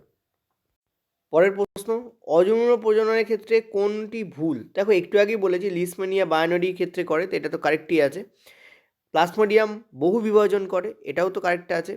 দ্বিখণ্ডন না, এটা দ্বিবিভাজন হয় বেসিক্যালি। ফিজন মানে কিন্তু খণ্ডন হয় না, কিন্তু বাংলা এরকম নিয়ে নেয়। ইস্ট কিন্তু বার্ডিংয়ের মাধ্যমে করে, এটাও ঠিক। হাইড্রা কিন্তু এখানে রং আছে না, হাইড্রা এখানে কারেক্ট অ্যান্সার হবে। হাইড্রা কিন্তু রিজেনারেশনের মাধ্যমে করে, রিজেনারেশন, ঠিক আছে। এক, পুনরুৎপাদন যেটাকে আমরা বলি বাংলায়। আর দুই হচ্ছে তোমাদের বার্ডিংয়ের মাধ্যমে করে, ঠিক আছে, বার্ডও তৈরি হয় এই ক্ষেত্রে। তো কারেক্ট অ্যান্সার আমাদের হাইড্রার বার্ডিং আর ইস্টের বার্ডিংয়ের মধ্যে পার্থক্য আছে। কারেক্ট অ্যান্সার আমাদের এখানে হাইড্রা হবে, ঠিক আছে। হাইড্রাতে কিন্তু বহু বিভাজন হয় না। চলো পরের প্রশ্ন, নিম্নলিখিত কোনটি রোগটি ভাইরাস দ্বারা সৃষ্ট? কোন রোগটা ভাইরাস দ্বারা সৃষ্ট? ঠিক আছে, অ্যান্সার হবে কি তোমাদের ওয়ার্স অ্যান্ড এইডস, ঠিক আছে, এইটা আমাদের কারেক্ট অ্যান্সার হবে। এই দুটো হচ্ছে তোমাদের ভাইরাস দ্বারা সৃষ্ট, এটা ওয়ার্স ভাইরাসও বলা হয়, ঠিক আছে। মনে রাখবে ওয়ার্স আর গনেরিয়া অ্যান্সার হবে না, কারণ গনেরিয়া কিন্তু ব্যাকটেরিয়া দ্বারা। সিফিলিস অ্যান্ড এইডস অ্যান্সার হবে না, কারণ সিফিলিস কিন্তু ব্যাকটেরিয়া দ্বারা। গনেরিয়া আর সিফিলিস কিন্তু ব্যাকটেরিয়া দ্বারা হয়, ঠিক আছে, যেখানে ওয়ার্স আর এইডস কিন্তু তোমাদের ভাইরাস দ্বারা হয়, ঠিক আছে, ভাইরাস দ্বারা হয়। অ্যান্টিবায়োটিক কিন্তু ব্যাকটেরিয়ার ক্ষেত্রে কাজ করে, ভাইরাসের ক্ষেত্রে কিন্তু কাজ করে না। অ্যান্টিভাইরাল কিন্তু ভাইরাসের ক্ষেত্রে কাজ করে, এটা মনে রাখবে। ওই জন্য কী খাচ্ছ সেটা ইম্পর্টেন্ট, গাদা গাদা অ্যান্টিবায়োটিক খেলেই যে ভাইরাস গঠিত জিনিস সেরে যাবে তা কিন্তু নয়, ঠিক আছে। চলো নেক্সট পরেরটাতে। এই প্রশ্নটা ডিফারেন্ট টাইপে একবার করেছি, আবারও তোমাদের অন্য শিফটে এসেছিলো, ওই জন্য তোমাদের এখানে রিপিট পড়েছে বলতে পারো অনেকটাই। মস্তিষ্কের, আমাদের দেহে মস্তিষ্ক এবং মেরুরজ্জু একত্রে কী গঠন করে, মানে ওর থেকে একটু আলাদা কিন্তু ওই প্রসঙ্গ টেনে। অ্যান্সার হবে তোমাদের সেন্ট্রাল নার্ভাস সিস্টেম। একটু আগে তোমাদের বলেছি ব্রেন আর স্পাইনাল কর্ড আমাদের সিএনএস তৈরি করে, সেন্ট্রাল নার্ভাস সিস্টেম তৈরি করে। আর এর থেকে যে নার্ভগুলো তৈরি হয় তারা তোমাদের পিএনএস বা পেরিফেরাল নার্ভাস সিস্টেম তৈরি করে। তো কারেক্ট অ্যান্সার এখানে কী হবে? সিএনএস তোমাদের কারেক্ট অ্যান্সার হবে। পরের প্রশ্ন, কোন কোষাঙ্গ কেবল উদ্ভিদ কোষেই পাওয়া যায়? দেখো উদ্ভিদ কোষে একটা বিশেষ জিনিস থাকে যার মধ্যে উদ্ভিদ খাদ্য তৈরি করতে পারে, তাকে আমরা কী বলি? প্লাস্টিড। আর প্লাস্টিডের মধ্যে কী থাকে? ক্লোরোফিল থাকে, কারণ ক্লোরোপ্লাস্টের মধ্যে থাকে ক্লোরোফিল, ঠিক আছে। তো কারেক্ট অ্যান্সার আমাদের কী হবে? ক্লোরোফিলই আমাদের কারেক্ট অ্যান্সার হবে, ঠিক আছে। চলো পরের প্রশ্ন, কোষের তরল পদার্থকে যে প্রোটোপ্লাজম বলা যায় এটা কে বলেছিলেন প্রথম? অ্যান্সার তোমাদের কী হবে? পারকিনজে তোমাদের অ্যান্সার হবে। এটা পুরকিনি অ্যান্সার আছে, কিন্তু পারকিনজে বাংলাতে দেখো না, ইংলিশে দেখো, পারকিনজে তোমাদের অ্যান্সার হবে, ঠিক আছে। এর একটা তোমাদের ছোটোখাটো একটা প্যারা আছে এনসিইআরটিতে, সেটা একটু পড়িয়ে দিই তোমাদের। দেখো এই প্যারাটাকে একবার খেয়াল করো। 1665 সাল রবার্ট হুক সর্বপ্রথম কোষ আবিষ্কার করেছিলেন, উনি মৃত কোষ আবিষ্কার করেন। তিনি একটি আদি সরল অনুবীক্ষণ যন্ত্রের তলায় কর্কের ফালি বা টুকরোয় কোষ পর্যবেক্ষণ করছিলেন, তখন তিনি মৃত কোষ আবিষ্কার করেন। লিভেন ওয়েক উনি কিন্তু সর্বপ্রথম 1674 সালে প্রথম সজীব কোষ আবিষ্কার করেন। বিজ্ঞানী রবার্ট ব্রাউন কিন্তু উনি নিউক্লিয়াস আবিষ্কার করেছিলেন, এবং 1839 সালে প্রোটোপ্লাজমকে, মানে ধাত্রকে যে প্রোটোপ্লাজম বলা যায় সেটা পারকিনসে প্রথম বলেন। কোষতত্ত্ব আবিষ্কার করেন, এখানে দাঁড়িয়ে হবে না, স্লেইডেন এবং শেয়ান। এবং এদের মূল ছিল এখানে বলে কয়েকটা পয়েন্ট লেখা আছে, এইটা একবার তোমরা একটু রিভিশন করে দিও। আমি স্পিডে পড়াচ্ছি আর এটা তোমাদের ওয়ান শট চলছে এবং দ্রুত করাচ্ছি, ঠিক আছে, র্যাপিড ফায়ার বলা যায়, সেটা এখানে খুব বেশি আলোচনা করছি না। বাট এই যে তোমাদের 9-এর যে এই প্যারাটা কিন্তু ইম্পর্টেন্ট, ঠিক আছে। চলো পরের প্রশ্ন, কোন কোষাঙ্গ সাইটোপ্লাজমের বিভিন্ন অংশে পদার্থ পরিবহনের জন্য চ্যানেল হিসেবে কাজ করে? অ্যান্সার তোমাদের হবে এন্ডোপ্লাজমিক রেটিকুলাম, ঠিক আছে। প্যাকেজিং কিন্তু করে গলগি বডি, কিন্তু বিভিন্ন জায়গায় পরিবহনের চ্যানেল হিসেবে কী কাজ করে? এন্ডোপ্লাজমিক রেটিকুলাম কিন্তু কাজ করে, ঠিক আছে। চলো পরের প্রশ্ন, রক্ত শরীরের অন্য অংশ থেকে কার্বন ডাইঅক্সাইড এনে কোথায় ত্যাগ করে? দেখো ডাইরেক্ট অ্যালভিওলাইতে ত্যাগ করে এটা নয়, বাট আমরা বলতে পারি অ্যালভিওলাই, ঠিক আছে। তো কারেক্ট আনসার আমাদের কী হবে? অ্যালভিওলাই, ঠিক আছে। অ্যালভিওলাই থেকে সেটা কোথায় যায়? মানে রক্ত ডাইরেক্ট অ্যালভিওলাইতেই দেয়, অ্যালভিওলাই থেকে সেটা কোথায় যায়? ব্রঙ্কিওল, সেখান থেকে ব্রঙ্কাই, আর সেখান থেকে তোমাদের ট্রাকিয়া দিয়ে আমাদের নাক দিয়ে বেরিয়ে যায়। তার মানে প্রথমে আমাদের অ্যালভিওলাই, তারপর সেখান থেকে ব্রঙ্কিওল, তারপর সেখান থেকে ব্রঙ্কাই, এবং তারপর সেখান থেকে আমাদের ট্রাকিয়া হয়ে নাক দিয়ে বেরিয়ে যায় কিন্তু আমাদের কার্বন ডাইঅক্সাইড বাইরে বেরিয়ে যাচ্ছে, ঠিক আছে। এবং এই পোর্শন অবধি কে আনে? সেটা হচ্ছে রক্ত আনে। এই জন্যই কোশ্চেন্সটা এরমভাবে করেছে। তো অ্যান্সার আমাদের কী হবে? Alveoli will be the correct answer, ঠিক আছে। চলো পরের প্রশ্ন, এটা অ্যাকচুয়ালি এলপিতে পড়া ফিজিক্সের প্রশ্ন, বাই চান্স ঢুকে গেছে বায়োলজির মধ্যে, তো করেই দিই। চলো, যদি কোনো ব্যক্তি দূরের জিনিসকে স্পষ্ট দেখতে পায় কিন্তু কাছের জিনিসকে স্পষ্ট দেখতে পায় না, তবে এই দৃষ্টিদোষকে কী বলা হয়? দৃষ্টিদোষকে কিসের দ্বারা সংশোধন করা যায়? তাকে এটা আমরা বলি হাইপারমেট্রোপিয়া। কি বলি আমরা? হাইপারমেট্রোপিয়া, ঠিক আছে। মায়োপিয়া, আর এটাকে আমরা বলি কি? হাইপারমেট্রোপিয়া। হাইপারমেট্রোপিয়াতে কী হয়? দূরের দৃষ্টি ভালো কিন্তু কাছের দৃষ্টি খারাপ, ঠিক আছে, এমন দৃষ্টিকে আমরা বলি হাইপারমেট্রপি। আর কি দিয়ে এটাকে কমপ্লিট করা যায়? এই ধরনের রোগকে আমরা কনভেক্স লেন্স দিয়ে কি করতে পারি, কনভেক্স মানে উত্তল, কনভেক্স লেন্স বা উত্তল লেন্স দিয়ে আমরা কি করতে পারি, সারাতে পারি। ঠিক আছে, সো কারেক্ট আনসার আমাদের কী হবে, convex lens of reasonable capacity. ঠিক আছে, this will be the correct answer here. আর যদি বলতো মায়োপিয়া, যদি বলতো মায়োপিয়া, মায়োপিয়া ঠিকের উল্টোটা, তখন কিন্তু আমরা অবতল লেন্স ইউজ করি। ঠিক আছে, অর্থাৎ কনকেভ লেন্সকে কিন্তু আমরা ব্যবহার করি। কারেক্ট অ্যান্সার তখন হতো আমাদের অবতল লেন্স। চলো পরের প্রশ্ন, নিম্নলিখিত কোন জীবটি বার্ডিংয়ের মাধ্যমে বা মুকুলায়নের মাধ্যমে প্রজনন করে? অ্যান্সার হবে তোমাদের হাইড্রা। হাইড্রা কিন্তু মুকুলায়ন করতে পারে এবং রিজেনারেশন, এই দুটো পদ্ধতিই কিন্তু অ্যাপ্লাই করতে পারে। ঠিক আছে, বার্ডিং বা রিজেনারেশন। বার্ডিং কীভাবে হয় হাইড্রার ক্ষেত্রে বলে দিই। হাইড্রা যখন একটা জায়গায় দাঁড়ায় তখন হাইড্রার একটা অংশ দিয়ে কী তৈরি হয়, একটা স্পেশাল কোষ থাকে, সেখান দিয়ে এখানে বার্ড তৈরি হয়। এই বার্ড পরবর্তীকালে ঝরে যায় এবং ঝরে গিয়ে নতুন হাইড্রা রূপে আবার কি করে, সে তৈরি হয়। ঠিক আছে, তো এই পদ্ধতিকে আমরা বলি বার্ডিং। ওকে, তো Hydra will be the correct answer here. চলো পরের প্রশ্ন, সংযোজক কলার কোন উপাদানগুলি পারস্পরিক জল পরিবাহী টানেল তৈরি করে? অ্যান্সার হবে তোমাদের ভ্যাসেল এবং জাইলেম, ট্রাকিড এবং ভ্যাসেল, এইটা আমাদের কারেক্ট অ্যান্সার হবে। ট্রাকিড এবং ভ্যাসেল। আমি তোমাদের আগে দিয়ে একটা চিত্র দেখিয়েছিলাম, চিত্রটা আরেকবার দেখাই। দেখো এই যে চওড়া চওড়া পার্টগুলো দেখছো, এটাকে আমরা বলি ভ্যাসেল, আর এই যে সরু সরু পার্টগুলো দেখছো এগুলোকে আমরা বলি ট্রাকিড। এই দুটোই কিন্তু মৃত, পয়েন্ট টু বি নোটে, এটা কিন্তু মৃত। ঠিক আছে, একমাত্র জাইলেম প্যারেনকাইমা ছাড়া বাকি সবই তোমাদের মৃত হয়। ঠিক আছে, আর একটা থাকে জাইলেম ফাইবার, এটা আমি আগের দিনও তোমাদের দেখিয়েছিলাম। তাহলে দেখো যেটা পার্ট থেকে আমি একদিন এক্সপেক্টেড কোশ্চেন্স করেছি তার থেকে প্রশ্ন এসছে কিনা ভালো করে দেখো। ঠিক আছে, এটাও কিন্তু তোমাদের মৃত। বেসিক্যালি জাইলেম ফাইবার কি করে, সাপোর্ট প্রদান করে, কি প্রদান করে, সাপোর্ট। এবং জাইলেম, ট্রাকিড এবং ভ্যাসেল এরাই কিন্তু মেনলি পরিবহনে অংশগ্রহণ করে। ঠিক আছে, পরিবহন বা ট্রান্সপোর্ট সিস্টেমে কারা কাজ করে, এরাই কিন্তু কাজ করে। ঠিক আছে, ট্রান্সপোর্ট। তো কারেক্ট অ্যান্সার এখানে কী হবে, ভ্যাসেল এবং ট্রাকিড তোমাদের অ্যান্সার হবে। ঠিক আছে, চলো এটা পুরোটাই জাইলাম। পরের প্রশ্ন, স্নায়ুতন্ত্রের কোন অংশে প্রতিবর্তী ক্রিয়া বা রিফ্লেক্স আর্ক তৈরি হয়? রিফ্লেক্স আর্ক কী জানো? ধরো এখানে একটা আগুন জ্বলছে আর তুমি আগুনে হাত দিতে গিয়ে তোমার হাত সঙ্গে সঙ্গে আগুন থেকে সরে গেল। এটা যদি মস্তিষ্ককে চিন্তা করে সরাতে হতো ততক্ষণ তোমার হাত কিন্তু পুড়ে যেত। তো কোন অংশ চিন্তা না করেই এটা করাতে পারে, সেটা হচ্ছে স্পাইনাল কর্ড। ভীষণ ইম্পর্টেন্ট কিন্তু, মস্তিষ্কের বিভিন্ন অংশের কাজ যেটা আছে ওটা বারবার করো, কারণ এবারেও কিন্তু ওর থেকে প্রশ্ন এসছে। ঠিক আছে, আর আমার যে কোর্স চলছে সেটা আমি তোমাদের একটু ছোট্ট করে বলে দিই। দেখো মেন এই 3টে কোর্স আছে, তার সঙ্গে আরেকটা কোর্স আছে সেটা হচ্ছে মক টেস্ট। ঠিক আছে, মক টেস্টের একটা কোর্স আছে, তার সঙ্গে এই 3টে কোর্স তোমাদের মেন আছে। এবার এই যে মক টেস্টের কোর্স, এটার প্রাইস হচ্ছে তোমাদের 99 রুপিস। আমি বলবো তোমাদের এই মুহূর্তে কোনটা নিলে সব থেকে সুবিধা হবে, সেটা হচ্ছে তোমাদের বিক্রম ব্যাচ 1.0 আর তোমাদের এই মক টেস্ট, এই দুটোর কম্বিনেশন যদি তোমরা নাও তাহলে সব থেকে বেস্ট হবে। এটার প্রাইস এখনও ড্রপ আছে, 499 নেই, এখন 399 আছে। মানে এটা অ্যাকচুয়ালি 800 টাকার ব্যাচ, সেটা কমিয়ে 499 ছিল, আরও 100 টাকা লেস করে এটা 399-এ রাখা আছে। এবার এটা কেন, কারণ যাদের টেকনিশিয়ান আছে, যাদের এএলপি ডেট ঘোষণা হয়ে গেছে এবং যাদের এখনও পর্যন্ত রেলওয়ে গ্রুপ ডি চলছে, এই 3জন পাবলিক এরা কিন্তু কি করতে পারে, এই কোর্সটাকে নিতে পারে। ঠিক আছে, আমি বারবার বলবো। কিন্তু যাদের এখনও অবধি মনে হচ্ছে যে প্রিপারেশান সবে শুরু করতে হবে আমাকে শুরু, তারা এই ব্যাচটা নিতে পারো। সায়েন্স ম্যাথ কম্বো যেটা আছে এটা নিতে পারো, এটা বেস্ট প্রাইসে আছে এখন 799-এ। এবার এটারই আর একটা শাখা আছে, সেটা হচ্ছে নিচেরটা, এটা হচ্ছে অনলি সায়েন্স, এটা হচ্ছে সায়েন্স আর ম্যাথ কম্বো 799-এ, এটা অনলি সায়েন্স, এটা 499-এ। তোমরা চাইলে যে কোনো একটা ব্যাচকে তোমরা ফলো করতে পারো। আমার মতে বলে এখন বেস্ট হচ্ছে এইটা নেওয়া। কেন, এই দুটোর মেটেরিয়াল আমি অ্যাড করব, মেটেরিয়াল অ্যাড হচ্ছে, আমি পড়াবো অ্যাড হবে, মানে এর মেটেরিয়াল কমপ্লিট নেই। কিন্তু বিক্রম ব্যাচ 1.0 যেটা আমাদের নভেম্বর মাসে শেষ হয়েছে, ঠিক আছে, যেটা আমাদের নভেম্বর মাসে শেষ হয়েছে, তার কিন্তু তোমাদের কি আছে, তার কিন্তু তোমাদের মক টেস্ট কিন্তু মানে তার কিন্তু তোমাদের ব্যাচ হয়ে গেছে, মানে এটা টোটাল কমপ্লিট আছে। এর সাথে তোমার এই মক টেস্টটাকে যদি তোমরা নিতে পারো, এই দুটোর কম্বিনেশন হচ্ছে ওকে এখন প্র্যাকটিসের জন্য। বোঝাতে পারলাম আমি?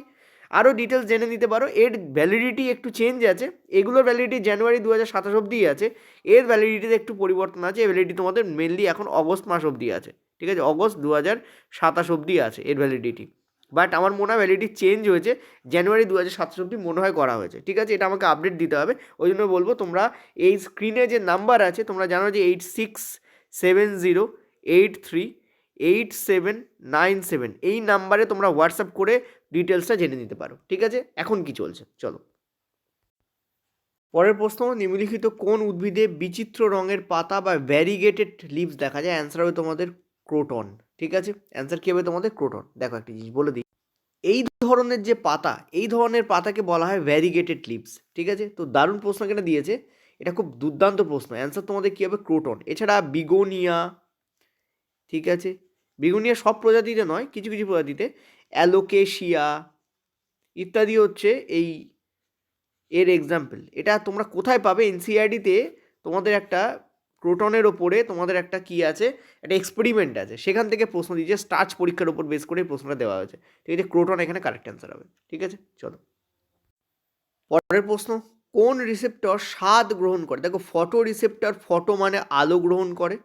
ঠিক আছে, টেস্ট রিসেপ্টর তোমাদের স্বাদ গ্রহণ করে, তো এটাই আমাদের কারেক্ট অ্যান্সার হবে, এখানে লেখাই আছে। ঠিক আছে, আচ্ছা, সাউন্ড রিসেপ্টর তো ধ্বনি গ্রহণ করে। আর অলফ্যাক্টরি শব্দের অর্থ হচ্ছে ঘ্রাণ, তো অর্থাৎ গন্ধ। তো গন্ধ কোন রিসেপ্টর গ্রহণ করে? অলফ্যাক্টরি। ডাইরেক্ট দেওয়া থাকে না অনেক সময়, তো এখানে কারেক্ট অ্যান্সার তোমাদের টেস্ট রিসেপ্টর হবে। চলো পরের প্রশ্ন, which of the following molecules act as the source of information of baking proteins? Answer হবে তোমাদের ডিঅক্সি রাইবোনিউক্লিক অ্যাসিড। যদিও রাইবোনিউক্লিক অ্যাসিডও হয়, কিন্তু এখানে যদি তোমরা এনসিইআরটি ফলো করো, তাহলে এনসিইআরটি তোমাদের ডিএনএ বলা আছে যে ডিএনএই কিন্তু সেই সমস্ত ইনফরমেশান দেয় যে ইনফরমেশানের উপর বেস করে আমাদের দেহে কেমন টাইপের প্রোটিন গঠিত হবে সেটা নির্ধারিত হয়। আর এই প্রোটিনই কিন্তু আমাদের দেহের যে সমস্ত আমরা বৈশিষ্ট্য লক্ষ্য করি, সেটা কিন্তু তার জন্য কিন্তু প্রোটিনই দায়ী। তো কারেক্ট অ্যান্সার কী হবে তোমাদের? ডিএনএ বা deoxy ribo nucleic acid will be the correct answer. ঠিক আছে, চলো পরের প্রশ্ন, কোন কোষের আকৃতি ক্রমাগত পরিবর্তিত হয়? ঠিক আছে, অ্যান্সার হবে তোমাদের অ্যামিবা। অ্যামিবা কিন্তু কিপ চেঞ্জিং, আমি একটু আগে তোমাদের বলেছি শেপ চেঞ্জিং বলা হয় একে। ঠিক আছে, shape changing will be the correct answer. ঠিক আছে, তো correct answer will be amoeba here. এটা হয়তো তোমাদের রিপিটেড হচ্ছে, বাট এটা নিউ টাইপের হয়ে রিপিট হচ্ছে, কারণ এটা অনেক শিফটে কী হয়, 2 বা 3 বার পড়ে, তো সো ওই জন্য ঢুকে গেছে কোশ্চেন্সটা। ঠিক আছে, চলো পরের প্রশ্ন, নিম্নলিখিত কোন জীবের পুনর্জন্মের মানে এই রিজেনারেট করার ক্ষমতা রয়েছে? পুনর্জন্ম মানে এখানে রিজেনারেশনের কথাই বলা হয়েছে, বাংলা এরকম হয়ে যায় রিজেনারেশন। তো রিজেনারেশন করার ক্ষমতা কার রয়েছে? আমরা জানি হাইড্রা আর প্ল্যানেরিয়া। ঠিক আছে, প্ল্যানেরিয়া। তো কারেক্ট অ্যান্সার আমাদের কী হবে এখানে? Planaria will be the correct answer here. চলো বলছে, নিম্নলিখিত কোনটিতে ঝিল্লি বেষ্টিত কোষাঙ্গ অনুপস্থিত? অর্থাৎ জানো তোমরা যে ইউক্যারিওটিক যদি কোষ হয়, কোনো কোষ যদি ইউক্যারিওটিক হয়, ইউক্যারিওটিকে আমরা দেখতে পাই কোষ অঙ্গাণু থাকে এবং তার কোষ পর্দা থাকে। তো এমন কোষ যাতে কোষ পর্দা আছে এবং তার ভেতরের যে কোষ অঙ্গাণু তারও কিন্তু কোষ পর্দা থাকে, এরকম ধরনের কোষকে আমরা ইউক্যারিওটিক বলি। এখানে বলেছে অনুপস্থিত মানে কোনটাতে থাকে না, অ্যান্সার তোমাদের হবে প্রোক্যারিওটিক। ঠিক আছে, প্রোক্যারিওটিক কোষে কিন্তু তুমি না কোষ পর্দা দেখতে পাবে, না তুমি কি দেখতে পাবে, ভেতরে যে অঙ্গাণু আছে তারও কিন্তু কোষ পর্দা তুমি দেখতে পাবে না। ঠিক আছে, তো এখানে তোমাদের আছে বললে ইউক্যারিওটিক অ্যান্সার হবে, আর নেই বললে তোমাদের অ্যান্সার হবে প্রোক্যারিওটিক। তো prokaryotic will be the correct answer here. পরের প্রশ্ন, থাইরক্সিন হরমোন সংশ্লেষের জন্য কি প্রয়োজন? এটা খুব রিপিটেডলি পড়েছিল আগের বার, আয়োডিন তোমাদের প্রয়োজন হয়। ঠিক আছে, চলো এটা কিন্তু গুড কোশ্চেন্স। বলেছে তোমাদের সম্পূর্ণভাবে বিভেদিত জীবের, অর্থাৎ এটা মাল্টিসেলুলার মানে অর্গানিজম, কিন্তু কারণ বিভেদিত মানে টোটালি তোমাদের কি হয়েছে, ডিফারেন্সিয়েটেড বডি পাওয়া যাচ্ছে, মানে তার বডির বিভিন্ন পার্ট পাওয়া যায় এবং শরীরের অংশ থেকে নতুন জীব সৃষ্টি হচ্ছে। একটু আগে বলেছি হাইড্রার ক্ষেত্রে এই জিনিসটা হয়। হাইড্রার ক্ষেত্রে কী হয়, একটা অংশ থেকে পড়ে গিয়ে নতুন এই যে অংশটা, এই অংশটা কী হয়, পড়ে যায়, পড়ে গিয়ে কী হয়, সে নতুন হাইড্রা তৈরি করে। এই অংশটাকে আমরা কি বলি? আমরা বলি রিজেনারেশন। না, এই অংশটাকে আমরা বলি বার্ডিং। কী বলি আমরা? বার্ডিং। রিজেনারেশন কাকে বলা হয়? যখন একটা অংশে, একটা ধরো এখানে প্ল্যানেরিয়া রয়েছে, এটা ধরো প্ল্যানেরিয়ার তুমি 3টে খণ্ড করলে, তাহলে এই খণ্ডটা এলো, আরেকটা খণ্ড এটা এলো, আরেকটা খণ্ড এটা এলো। এবার এখান দিয়েও নতুন প্ল্যানেরিয়া তৈরি হচ্ছে, এটা দিয়েও নতুন প্ল্যানেরিয়া তৈরি হচ্ছে তোমাদের, আর এটা দিয়েও নতুন প্ল্যানেরিয়া তৈরি হচ্ছে। ঠিক আছে, অর্থাৎ ভালো করে ভাবো, একটা খণ্ড, দুটো খণ্ড, 3টে খণ্ড, তো 1 নম্বর দিয়েও তৈরি হলো, 2 নম্বর দিয়েও তৈরি হলো, 3 নম্বর দিয়েও তৈরি হলো। একে আমরা বলি রিজেনারেশন, কিন্তু এখানে তোমাদের অ্যান্সার কী হবে? বাডিং অ্যান্সার হবে। এই পদ্ধতিকে আমরা কি বলি? মুকুলায়ন বা বাডিং বলি। ঠিক আছে, চলো। বলছে আমাদের দেহের সব থেকে লম্বা কোষের নাম কি? তো ডেফিনেটলি অ্যান্সার হবে তোমাদের নার্ভ সেল। এগুলো easy question, GK based question, এগুলোকে সায়েন্সের প্রশ্ন বলা যায় না, মোর দ্যান জিকে বেসড প্রশ্ন এগুলো। ঠিক আছে, যদিও পড়েছিল আমি তোমাদের তুলে নিচ্ছি, এগুলো সবই এএলপি 2024-এর প্রশ্ন বায়োলজির। বলছে নিম্নলিখিত কোন হরমোন অঙ্গের বৃদ্ধি উদ্দীপিত করে? তো কারেক্ট অ্যান্সার কী হবে আমরা বুঝতেই পারছি, growth hormone will be the correct answer. ঠিক আছে, this will be the correct answer. Insulin কী করে? ইনসুলিন হচ্ছে আমাদের দেহের যে অতিরিক্ত সুগার তাকে গ্লুকোজে কনভার্ট করে এবং তাকে জমা রাখে। ঠিক আছে, পয়েন্ট টু বি নোটেড। মানে গ্লাইকোজেনে কনভার্ট করে, গ্লুকোজকে গ্লাইকোজেনে কনভার্ট করে জমা রাখে। কে করে? সেটা ইনসুলিন করে। আর গ্লুকাগন কী করে? উল্টো কাজটা করে, একে সুগারে কনভার্ট করে দেয়। অ্যাডেনাইন কী করে? আমাদের দেহের কোনো আপৎকালীন সিচুয়েশান, এমার্জেন্সি সিচুয়েশানে আমাদের দেহের রক্তচাপ বাড়ায়, তোমাদের রক্ত প্রবাহ বাড়ায় এবং আমাদের শরীরে অতিরিক্ত অক্সিজেনকে দেয় যাতে সেখানে শক্তি উৎপন্ন হতে পারে, আমরা কাজটাকে দ্রুত করতে পারি। এটা হচ্ছে অ্যাডেনাইনের কাজ। তো অ্যান্সার আমাদের কী হবে এখানে? Growth hormone will be the correct answer. পরের প্রশ্ন, নিম্নলিখিত বিকল্পগুলির মধ্যে সেই বিকল্পটিকে নির্বাচন করো যা সমস্ত জৈব অবক্ষয়যোগ্য পদার্থকে নির্দেশ করে। দেখো আমরা দেখতে পাচ্ছি কাঁচের বোতল, দুধের প্যাকেট, এরা জৈব অবক্ষয়যোগ্য নয়, সেগুলোকে কাটো। মিল্ক বটল জৈব অবক্ষয়যোগ্য নয়, প্লাস্টিক ব্যাগ নয়, তো এটাকে কেটে দিতে হবে। এগ শেল, টি লিভস, পটেটো পিলস, এটা ইম্পর্টেন্ট, কারণ এগ শেল অর্থাৎ ডিমের খোলস এটাও জৈব পদার্থ, সো এটা কিন্তু নষ্ট হয়ে যাবে। ঠিক আছে, বায়োলজিক্যালি ডিগ্রেডেবল। টি লিভস এটাও জৈব পদার্থ, পটেটো লিভ এটাও জৈব পদার্থ, তো এটাই আমাদের কারেক্ট অ্যান্সার হবে। এটা প্যাকেট বললে সেটা অ্যান্সার হবে না। প্যাকেট কিন্তু আমরা জানি প্যাকেট মানে পলিথিন, আর পলিথিন কখনোই জৈব ভঙ্গুর নয়। ঠিক আছে, জৈব অবক্ষয়যোগ্য বা বায়োডিগ্রেডেবল বা জৈব ভঙ্গুর নয় কোনটা সেটা বললে তখন অ্যান্সার হতো ওগুলো। এখানে অ্যান্সার সি হবে। ঠিক আছে, চলো পরের প্রশ্ন। স্থলজ বাস্তুতন্ত্রে সবুজ উদ্ভিদ কত শতাংশ সৌরশক্তি শোষণ করে? অ্যান্সার হবে তোমাদের 1%, মাত্র 1% শোষণ করে, তা দিয়ে আমাদের সারা পৃথিবী চলে যায়। তাহলে ভাবো যে সূর্য কতটা শক্তি উৎপন্ন করে, তাহলে এটা ভাবার ব্যাপার। ঠিক আছে, আমরা মহাজাগতিক বিষয়গুলোকে দিকে তাকাই না, আমরা শুধু ক্ষুদ্রাতি ক্ষুদ্র জীবনের আয় ব্যয়, হিসেব, স্বার্থ, সুরক্ষা ইত্যাদির দিকে তাকাই, কিন্তু একটু মহাজাগতিক তাকাতে হয়, ওর থেকে অনেক শিক্ষাও পাওয়া যায়। ঠিক আছে, অ্যান্সার আমাদের কী হবে? 1% would be the correct answer. যদি বলে এক শক্তি স্তর থেকে অপর শক্তি স্তরে কত পরিমাণ শক্তি যায়, অ্যান্সার হবে তোমাদের মাত্র 10%। এখানে যে উৎপন্ন হলো তার 10% শক্তি আগের পরেরটায় যাচ্ছে, আর তার থেকে তার পরেরটায় আবার 10% করে যায়, অর্থাৎ মাত্র 10% করে যায়। 90% শক্তি কী হয়? ওই যে অংশ তার যে বডির কাজকর্ম সেটা করতে খরচ হয়ে যায়। ঠিক আছে, তো অ্যান্সার এখানে কী হবে? 1% will be the correct answer. পরের প্রশ্ন, মেরিস্টেমেটিক টিস্যু বা ভাজক কলা, ভাজক কলার কোষগুলো হাইলি অ্যাক্টিভ থাকে, কিন্তু তাদের মধ্যে কি থাকে না? তাদের মধ্যে ভ্যাকুওল থাকে না। ভ্যাকুওল মনে রাখবে, বেশিরভাগ ক্ষেত্রে স্থায়ী কলা কোষে ভ্যাকুওল থাকে। ঠিক আছে, স্থায়ী কলা কোষে ভ্যাকুওল থাকে, যেমন প্যারেনকাইমে ভ্যাকুওল দেখা যায়। কেন? প্যারেনকাইমে কী থাকে? স্টার্চ সঞ্চয় করে রাখতে হেল্প করে।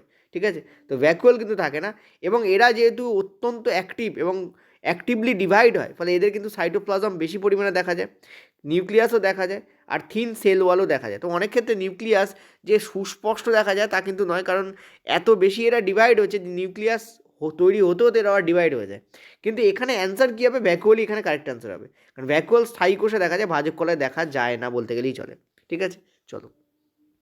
যৌন পরিপক্কতার ইঙ্গিত দিতে পারে এমন কৈশোরকালীন পরিবর্তনের একটা উদাহরণ শনাক্ত করো। Behaving differently, new hair growth pattern, increase in height, mood swing. তো মেন যেটা হবে সেটা হচ্ছে তোমাদের ইনক্রিজ ইন হাইট। ঠিক আছে, না কিন্তু হাইটের ইনক্রিজ নয়, কারণ আমরা জানি যে হাইটের ইনক্রিজ যে কোনো সময় দেখা যায়, যে কোনো জায়গায় দেখা যেতে পারে। ঠিক আছে, তো যৌন পরিপক্কতার একটা লক্ষণ কি? সেটা হচ্ছে তোমরা দেখতে পাচ্ছ, ইম্পর্টেন্ট, দেখো ভালো করে দেখো, এটাকে একটুখানি ডিপলি যদি তোমাদের একটু ব্যাখ্যা করে দিই, ইনক্রিজ ইন হাইট এটা কিন্তু অ্যান্সার নয়। অনেকে এটা অ্যান্সার করে দিয়ে চলে আসবে, বাট এটা অ্যান্সার নয়। আমরা জানি যে আমাদের হাইট কিন্তু, আমরা যদি দেখি জন্ম থেকে আমাদের হাইট কিন্তু আস্তে আস্তে বৃদ্ধি পেতে থাকে, কিছু ক্ষেত্রে কম, কিছু থেকে বেশি হয়, এবং একটা নির্দিষ্ট বয়স পর্যন্ত এই হাইটটা বৃদ্ধি পায়। গাছের ক্ষেত্রে সেটা সারা জীবন পায়, কিন্তু আমাদের প্রাণীদের ক্ষেত্রে সেটা হয় না। ঠিক আছে, সো হাইট কিন্তু যখন যৌন পরিপক্কতা বা পিউবার্টি আসে তখনই হয়, তা কিন্তু নয়। ঠিক আছে, মুড সুইং যখন তখন হতে পারে। ঠিক আছে, এটা মুড সুইং যখন তখন হতে পারে, শুধুমাত্র যৌন পরিপক্কতার সময় নয়, আমরা বৃদ্ধ বয়সেও মুড সুইং হতে দেখি। বিহেভ ডিফারেন্টলি, এটা তো হতেই পারে, এটা যখন তখন হয়। এইটা হচ্ছে মেন রিজন যেখানে নিউ হেয়ার গ্রোথ প্যাটার্ন কিন্তু ফলো করা হয়, ঠিক আছে। সরি, ওকে। দেখো, আমরা দেখেছি যদি আমরা একটা ছোট্ট বাচ্চা ছেলেকে দেখি, তার মুখে কিন্তু কোনো দাড়ি গোপ আমরা দেখি না, ঠিক আছে, এবং চেস্টেও কিন্তু আমরা কোনো হেয়ার দেখতে পাই না। কিন্তু যখন আমরা তাকে বড় হতে দেখি, তখন আমরা দেখি আস্তে আস্তে তার দাড়ি গোপ হতে আরম্ভ করে এবং চেস্টেও কিন্তু হেয়ার চলে আসে, এবং হাতের চামড়া এবং পায়ের থাই ইত্যাদি অংশে এবং যৌনাঙ্গেও কিন্তু আমরা হেয়ার গ্রোথ দেখতে পাই, ঠিক আছে। সো অ্যান্সার আমাদের কী হবে? New hair growth pattern.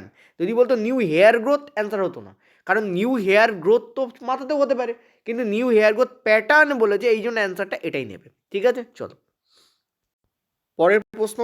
Lowering বা গ্রাফটিং পদ্ধতিতে আখ, গোলাপ এবং আঙুরের মতো যে সমস্ত উদ্ভিদ আছে তাদের উৎপাদন বৃদ্ধির জন্য, উৎপাদন ঘটানোর জন্য কোন প্রজনন পদ্ধতি ব্যবহার করা হয়? দেখো, লেয়ারিং এবং গ্রাফটিং এটা কিন্তু ভেজিটেটিভ প্রোপাগেশনের অংশ, ঠিক আছে। সো কারেক্ট অ্যান্সার আমাদের কী হবে? ভেজিটেটিভ প্রোপাগেশন বা অঙ্গজ প্রজনন আমাদের অ্যান্সার হবে। এটা নিয়ে তোমাদের এনসিইআরটিতে ছোট্ট এরকম চৌকো করে একটা প্যারা লেখা আছে, এই প্যারাটাকে একবার তোমরা পড়ে নিলে বেটার বুঝতে পারবে, ঠিক আছে। আমি আর এখানে ডিটেলস ডিসকাশনে যাচ্ছি না। চলো নেক্সট পরেরটাতে। বলছে পানীয় জলকে জীবাণুমুক্ত করতে কোনটি ব্যবহার করা হয়? আমরা জানি ব্লিচিং পাউডারকে আমরা পানীয় জলকে জীবাণুমুক্ত করতে কিন্তু ব্যবহার করতে পারি, কারণ এর মধ্যে কী থাকে? ক্লোরিন থাকে, ঠিক আছে। সো কারেক্ট অ্যান্সার এটা হবে। যদি এটা তোমাদের কেমিস্ট্রি কোশ্চেন্স, কেমিস্ট্রি আর ফিজিক্স তোমাদের আমি কালকে আনবো, আজকে তোমাদের সব বায়োলজিগুলো করালাম, ঠিক আছে। এখনও প্রশ্ন আছে, চিন্তা নেই, এটা লাস্ট প্রশ্ন নয়। চলো পরেরটা।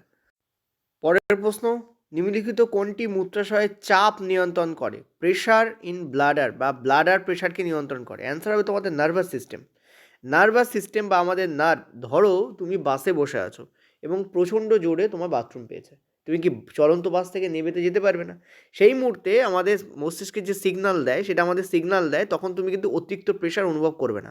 আমরা অনেক সময় এটা দেখেছি যে আমরা যখন কমফোর্ট জোনে আসি, মানে আমরা এমন জায়গায় ধরো নেবেছি যখন আমাদের মাথা জানে যে আমরা কিন্তু এবার মূত্রত্যাগ করতে পারি, বা বাড়িতে আসলাম দেখা গেলো সারা পথে কিন্তু আমাদের অতটা প্রেশার হয়নি, কিন্তু যেই বাড়িতে আসলাম দেখা গেলো আমাদের প্রস্রাব যে চাপ সেটা বাড়লো। তো এটা কিন্তু নর্মালি দেখবে অনেকের হয়।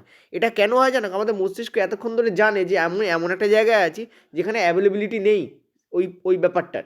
কিন্তু আমরা যখন বাড়িতে এলাম তখন কমফোর্ট জোনে ঢুকে যাচ্ছি, বা এমন জায়গায় গেলাম যেখানে আমরা এটাকে ইউজ করতে পারি বাথরুমটাকে, তখন কিন্তু আমাদের প্রসব মানে যে প্রেশার সেটা বেশি হয়, ঠিক আছে। এটা ন্যাচুরালি হয়, এটা কিন্তু নার্ভাস সিস্টেম দ্বারা কন্ট্রোলড হয়। এবং স্ফিংটার পেশি বলে একটা পেশি আছে, যে পেশির কন্ট্রোলের মাধ্যমে কিন্তু এইটা কিন্তু হয়, ঠিক আছে। তো correct answer will B what? Correct answer will B nervous system. চলো পরের প্রশ্ন। তোমাদের বলছে কোষে 6 কার্বনযুক্ত গ্লুকোজ ভেঙে 3 কার্বনযুক্ত অণু হওয়ার যে প্রক্রিয়া সেটা কোথায় হয়? দেখো, গ্লুকোজ হচ্ছে 6 কার্বনযুক্ত, সেটা ভেঙে আমাদের তৈরি হয় পাইরুভিক অ্যাসিড, যাকে এনসিইআরটিতে পাইরুভেট লেখা আছে। কি লেখা আছে? পাইরুভেট। যদিও পাইরুভেটও বলা যায়, তো পাইরুভিক অ্যাসিড এটা কিন্তু তোমাদের 3 কার্বনযুক্ত তোমাদের পরমাণু, এবং সেটা কোথায় হয়? কোষের সাইটোপ্লাজমে হয়। তো correct answer will be this. এবং এখান থেকে আবার ফার্দার অক্সিজেনের অনুপস্থিতি ইথানল, এবং অক্সিজেনের অ্যাবসেন্সে ইথানল, অক্সিজেনের অনুপস্থিতিতে ল্যাকটিক অ্যাসিড, আর অক্সিজেনের উপস্থিতিতে আমাদের মাইটোকন্ড্রিয়া এটিপি, CO2 এবং ওয়াটার উৎপন্ন হয়, ঠিক আছে। ইথানল কিন্তু 2 কার্বন, ল্যাকটিক অ্যাসিড কিন্তু 3 কার্বন, এখানে কিন্তু এটিপি উৎপন্ন হয়, ঠিক আছে। এই টোটাল প্রসেসটা তোমাদের এনসিইআরটিতে একটা ছক করে এরকম করে দেওয়া আছে, একবার দেখে নিও। অ্যান্সার এখানে কী হবে? তোমাদের cytoplasm will be the correct answer. পরের প্রশ্ন, কোন গ্রন্থি অ্যাডেনাইন ক্ষরণ করে? দেখো, আমাদের যে বিন শেপড কিডনি আছে, সেই কিডনির ঠিক মাথায় টোপর আকারে অবস্থান করে হচ্ছে অ্যাডেনাইন গ্ল্যান্ড, ঠিক আছে। প্রত্যেকটা কিডনির মাথায় একটা করে অবস্থান করে। এই যে একজোড়া অ্যাডেনাইন গ্ল্যান্ড আছে, এই গ্ল্যান্ডই কিন্তু আমাদের অ্যাড্রেনালিন ক্ষরণ করে, ঠিক আছে। অ্যাড্রেনাল গ্রন্থি তোমাদের অ্যান্সার হবে। পরের প্রশ্ন, প্লান্ট রিকোয়ার্স লেস এনার্জি, সেটা কেন? কারণ দেখো দেখো জীবের যে নরণচরণ সেটা বেশি, জীবের নড়াচড়া কিন্তু অনেক বেশি, উদ্ভিদের নড়াচড়া কিন্তু অনেক কম, ঠিক আছে। উদ্ভিদ নড়াচড়া কি অনেক কম, যার ফলে উদ্ভিদ কিন্তু, এইটা তোমাদের মেন কারণ হবে, বিকজ বিভিন্ন শারীরবৃত্তীয় ক্রিয়ার চাহিদা ভিন্ন হয়, এবং উদ্ভিদের কিন্তু চলাচল করে না উদ্ভিদ, তাই বহু কোষে বড় রসকোষ থাকে, এবং এই রসকোষগুলো কিন্তু এনার্জির ভাণ্ডার হয়। সেই জন্য বেসিক্যালি উদ্ভিদের কিন্তু কম শক্তির প্রয়োজন হয়, ঠিক আছে। এই জন্য বেশিরভাগটা উদ্ভিদ কী করে? বাইরে বের করে দেয়, ঠিক আছে। তো C option will be the correct. চলো এই প্রশ্নের অ্যান্সার তোমাদের আমি একটু আগে বলেও দিয়েছিলাম, এটা তোমাদের বেসিক্যালি ফিজিক্সের কোশ্চেন্স বাই চান্স চলে এসেছে, কারণ আমি যে সব কোশ্চেন্সগুলোই নিয়েছিলাম কিন্তু তার মধ্যে বায়োলজি আজকে করানো হয়েছে। ঠিক আছে, কালকে তোমাদের আমি চেষ্টা করব যে ফিজিক্স আর কেমিস্ট্রি একসাথে তোমাদের করিয়ে দেওয়ার। ওকে, তো মানব চোখের নিকট দৃষ্টি মানে কি? দূরেরটা খারাপ, কাছেরটা ভালো। দূরেরটা কি? খারাপ, ঠিক আছে, আর কাছেরটা ভালো। কাছেরটা ভালো, কাছেরটা ভালো। তো এই রকম যে দোষ সেটাকে আমরা বলি মায়োপিয়া, এবং এই মায়োপিয়া ঠিক করা হয় কোন লেন্সের মাধ্যমে? একটু আগে তোমাদের বলেছি যে অবতল লেন্সের মাধ্যমে কিন্তু মায়োপিয়া ঠিক করা হয়। তো correct answer will be this. পরের প্রশ্ন, নিম্নলিখিত কোনটি নেফ্রনের কাপ আকৃতির অংশ? দেখো, নেফ্রনের একটা কাপ আকৃতির অংশ থাকে, আর সেই কাপ আকৃতির অংশের মধ্যে কি হয়? রক্ত জালকগুলো ঢুকে যায়। এই যে কাপ আকৃতির অংশ, এই অংশটাকে আমরা কি বলি? বায়োমান্স ক্যাপসুল বলি। তো correct answer will be this, Bowman's capsule will be the correct answer. Next প্রশ্ন, কোন জীবের ক্ষেত্রে কোষ বিভাজন বা বিভেদন দ্বারা নতুন জীবের তৈরি হয়? ঠিক আছে, তা আমরা ক্লিয়ারলি দেখতে পাচ্ছি যে কোষ, সরি এখানে বলেছে তোমাদের ডিভিশন অফ ফিউশন। আচ্ছা দেখো, এই ইংলিশটা একটু পড়ো, তাহলে গন্ডগোল হয়ে যাবে। ফিউশনের কথা বলেছে, তার মানে বিভাজন। ঠিক আছে, কোষ বিভাজন কিন্তু সব জায়গায় ঘটে, কিন্তু বিভাজন আর ফিউশনের মধ্যে পার্থক্যটা বুঝতে পারছো? ইংলিশটা পড়া জরুরি। অ্যান্সার আমাদের কি? Unicellular organism. ঠিক আছে, ইউনিসেলুলার অর্গানিজমের ক্ষেত্রে আমরা এটা দেখি। মাল্টি সেলুলার অর্গানিজমে কিন্তু নর্মালি আমরা সেক্সুয়াল রিপ্রোডাকশন দেখি, বা রিজেনারেশন দেখি, বা বার্ডিং দেখি। কিন্তু ইউনিসেলুলারের ক্ষেত্রে আমরা নর্মালি কি দেখি? কোষ বিভাজন ফিউশনের মাধ্যমে হচ্ছে, এটা আমরা দেখি, অজনন পদ্ধতি। নেক্সট প্রশ্ন, প্রজাতির সংখ্যা বৃদ্ধির জন্য প্রক্রিয়াটি কি? দেখো, প্রজাতির সংখ্যা বৃদ্ধির জন্য প্রক্রিয়াটা হচ্ছে রিপ্রোডাকশন। Reproduction is necessary. যদি দেখো, রিপ্রোডাকশনের প্রচুর এনার্জি খরচ হয়, ঠিক আছে, রিস্কও থাকে যদি তুমি বহুকোষী জীবের দেহের ক্ষেত্রে পাও, হিউম্যানদের ক্ষেত্রে, কিন্তু তৎসত্ত্বেও কিন্তু রিপ্রোডাকশন ইজ নেসেসারি, এবং সেটার কারণই হচ্ছে এইটা, কারণ কি? প্রজাতির সংখ্যা বৃদ্ধি, যাতে প্রজাতি কি হয়ে যায় না, যেন নির্মূল্যা হয়ে যায়। ঠিক আছে, যাতে বংশ পরম্পরায় সে থাকে, তার কারণেই কিন্তু রিপ্রোডাকশন ইজ ইম্পর্ট্যান্ট। পরের প্রশ্ন বলছে, ড্যাশ মাটি থেকে জল ও খনিজ লবণ পরিবহন করে, সেটা কি? সেটা হচ্ছে আমাদের জাইলেম। আর ড্যাশ পাতা থেকে যেখানে আলোক সংশ্লেষ বা সালোক সংশ্লেষের মাধ্যমে খাদ্য উৎপন্ন হয়, তা অন্য অংশে নিয়ে যায়, সেটা কি? জাইলেম করে আর ফ্লোয়েম করে। ঠিক আছে, জাইলেম জল আর খনিজ লবণ শোষণ করে, আর ফ্লোয়েম তোমাদের কী করে? খাদ্যকে পরিবহন করে। সো কারেক্ট আনসার তোমাদের এই দুটোই হবে। এই সমস্ত প্রশ্নের ক্ষেত্রে ইচ্ছা করে তোমাদের বড় বড় করে দেয়, যাতে তোমাদের অসুবিধা হয়, পড়তে পড়তে সময় লাগে, বাট সময় নেবে না, উপস্থিত বুদ্ধি দিয়ে দ্রুত অ্যান্সার করবে। 60টা কোশ্চেন্স কিন্তু আমাদের হয়ে গেল। নেক্সট প্রশ্ন, কোন জীবের খাদ্য রসিকায়, সরি একটু ইংলিশ পড়ি, ইন ফুড ভ্যাকুয়াল, আচ্ছা ফুড ভ্যাকুয়ালে of which organism complex substance are broken down into simple substance which then spread into liquid? Answer তোমাদের হবে অ্যামিবা। আমরা জানি যে ফুড ভ্যাকুয়ালগুলোকে খাদ্য গহ্বর বলা হয়, এবং সেটা অ্যামিবায় থাকে, এবং সেখানে কী হয়? জটিল খাদ্য প্রথমে ঢুকে যায়, এবং সুডোপোডিয়া বা ক্ষণপথ দিয়ে সেটা ঢোকানো হয় দেহের মধ্যে, এবং তারপর কী হয়? এই ভ্যাকুয়ালে প্রবেশ করে সে খাদ্য, এবং সেখানে কী হয়? সরল খাদ্য কনভার্ট হয়ে যায়, জটিল খাদ্য সরল খাদ্যে কনভার্ট হয়ে যায়, এবং সেটা কোন জীবদের ক্ষেত্রে ঘটে? অ্যামিবার ক্ষেত্রে ঘটে, সরল পুষ্টি। পরের প্রশ্ন, এমন একটি বিশেষায়িত বা স্পেশালাইজড সেলের নাম করো যেটা কি করে? ইলেকট্রিক্যাল ইম্পালস প্রবাহের মাধ্যমে ইনফরমেশনকে এক থেকে অন্য জায়গায় নিয়ে যায়। অ্যান্সার তোমাদের কী হবে? স্নায়ুকোষ বা নিউরন অ্যান্সার হবে। পরের প্রশ্ন, দুটো তোমাদের স্টেটমেন্ট দিয়েছে, কোনটা ঠিক এখানে বলতে বলেছে। টেস্টোস্টেরন ছেলেদের কৈশোরের লক্ষণ নিয়ন্ত্রণ করে, প্রোজেস্টেরন ছেলেদের কৈশোরের লক্ষ্য নিয়ন্ত্রণ করে, কোনটা তোমাদের অ্যান্সার হবে? অ্যান্সার হবে তোমাদের টেস্টোস্টেরন। ঠিক আছে, তো আমরা কী দেখবো এখানে? A true but B false, this will be the correct answer. ঠিক আছে, চলো পরের প্রশ্ন বলেছে, ফুলের স্ত্রী জননাঙ্গে উঁচু অংশটি ড্যাশ, মাঝের লম্বা অংশটি ড্যাশ, এবং উপরের যে অংশ সাধারণত আঠালো থাকে সেটি হলো স্টিগমা। দেখো, উঁচু যে অংশ তাকে আমরা বলি ওভারি। ঠিক আছে, কি বলি? ওভারি। ওভারি মানে হচ্ছে ডিম্বাশয়। ঠিক আছে, এবং মাঝের যে লম্বা অংশ তাকে আমরা বলি স্টাইল। কি বলি আমরা? স্টাইল বা গর্ভদণ্ড। কি বলি আমরা? স্টাইল বা গর্ভদণ্ড। ঠিক আছে, তো একবার দেখি এখানে কোথায় আছে। আঠালো অংশকে তো স্টিগমা বলা হয়। অ্যান্সার তো দেখতে পাচ্ছি না আমি এখানে। এখানে অ্যান্সার তোমাদের মাঝের লম্বা অংশটি ড্যাশ। আচ্ছা দেখো, এখানে পসিবল অ্যান্সার তো নেই, এখানে কোনোটাই অ্যান্সার হচ্ছে না। ঠিক আছে, অ্যান্সার তোমাদের হবে ওভারি মানে গর্ভাশয়, ঠিক আছে, গর্ভাশয় যেহেতু স্ত্রী জননাঙ্গ বলেছে, আর গর্ভদণ্ড, এই দুটো অ্যান্সার হবে। তো গর্ভাশয় আর গর্ভদণ্ড ইংরাজি হচ্ছে ওভারিয়া স্টাইল। তো ওভারিয়া স্টাইলই will be the correct answer, কারণ এখানে অ্যান্সার কোনোটাই হবে না, এটাও অ্যান্সার হবে না, এটাও নয়, এটাও নয়, এটাও নয়। তবে এটা পসিবল অ্যান্সার হতে পারে, কারণ গর্ভাশয় থেকে জাইগোট আর পোলেন টিউব তৈরি হয়, বাট এটাও অ্যান্সার নয়। তো এই হচ্ছে আমাদের কারেক্ট অ্যান্সার এখানে, ঠিক আছে। চলো পরের প্রশ্ন, মানবদেহের নাইট্রোজেনযুক্ত বর্জ্য পদার্থ উৎপন্নকারী বিপাকীয় ক্রিয়াগুলো কোন তন্ত্রের মাধ্যমে অপসারিত হয়, অর্থাৎ বেরিয়ে যায়? অ্যান্সার তোমাদের হবে এক্সক্রিয়েটরি সিস্টেম বা উৎসর্জন তন্ত্র বা বর্জ্যতন্ত্র। অর্থাৎ আমরা যে মল এবং মূত্র ত্যাগ করি সেটা কি আমরা এইটা বলি এক্সক্রিয়েটরি সিস্টেম, ঠিক আছে। ক্লিয়ার হয়েছে আশা করি। চলো পরের প্রশ্ন, উদ্ভিদে শীর্ষস্থ বিভাজ্য তন্ত্র, বাবা এপিকাল মেরিস্টেম, অদ্ভুতভাবে কোশ্চেন্স করে, মানে শীর্ষ ভাজক কলার অবস্থান কোথায় জিজ্ঞেস করেছে, ঠিক আছে। শীর্ষ ভাজক কল এরকম টাইপের বাংলা নাকি এবারেও পাওয়া গেছে, অদ্ভুত বাংলা। তো অ্যান্সার তোমাদের কী হবে? কাণ্ড মূলের বর্ধনশীল অঞ্চল, this will be the correct answer. পরের প্রশ্ন, এটাও তোমাদের স্টেটমেন্ট বেস প্রশ্ন, ইনকারেক্ট স্টেটমেন্ট আইডেন্টিফাই করতে বলেছে। কিছু জীব কার্বন ডাইঅক্সাইড এবং জল আকারে অজৈব উৎস থেকে প্রাপ্ত সরল খাদ্য উৎপাদন করে। তা আমরা জানি যে কিছু জীব আছে যারা হচ্ছে প্লান্ট মানে গাছ, এরা কি করে? কার্বন ডাইঅক্সাইড নেয় আর জল নেয়। অজৈব উৎস মানে তোমাদের সূর্যালোক নেয়, ঠিক আছে, সূর্যালোক থেকে আলো নেয়, আর বায়ুমণ্ডল থেকে কি নেয়? বায়ু মানে কার্বন ডাইঅক্সাইড নিচ্ছে, এবং এবং তোমাদের আমাদের মাটি থেকে জল নিচ্ছে, ঠিক আছে, এগুলো সবই নিচ্ছে। তো এগুলো কি? এগুলো হচ্ছে তোমাদের অজৈব উৎস, এগুলো তো জৈব উপাদান নয়, অজৈব।